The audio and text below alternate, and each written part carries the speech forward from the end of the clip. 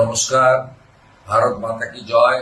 আমি শুভেন্দু অধিকারী, রাজ্যের বিরোধী দল নেতা, ভারতীয় জনতা পার্টির পক্ষ থেকে প্রথম দফার নির্বাচন 23 এপ্রিল আপনাদের সকলকে, নিজেদের পরিবারের আত্মীয় স্বজন পরিচিতদের সকলকে ভোট গ্রহণ কেন্দ্রে সকাল সকাল ভোটদান করার বিনম্র আবেদন জানাই।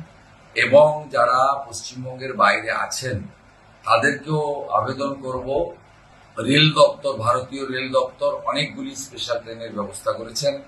যেভাবেই হোক আপনাদের 22 তারিখ সকালের মধ্যে পৌঁছাতেই হবে। এই নির্বাচন কেবলমাত্র কোনো একজন ব্যক্তিকে বিধায়ক করার নির্বাচন নয়, দেশের সুরক্ষার প্রশ্নযুক্ত, পশ্চিমবাংলার মা বোনেদের নিরাপত্তার প্রশ্নযুক্ত, বেকার যুবক যুবতীদের কর্মসংস্থান, শিল্পায়ন, কৃষকের অধিকারের প্রশ্ন। পরিবর্তন সুনিশ্চিত করুন, ভারতীয় জনতা পার্টিকে সমর্থন করুন।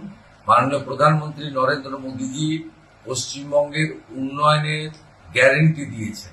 মাননীয় কেন্দ্রীয় স্বরাষ্ট্রমন্ত্রী অমিত শাহজি সংকল্পপত্র প্রকাশ করেছেন।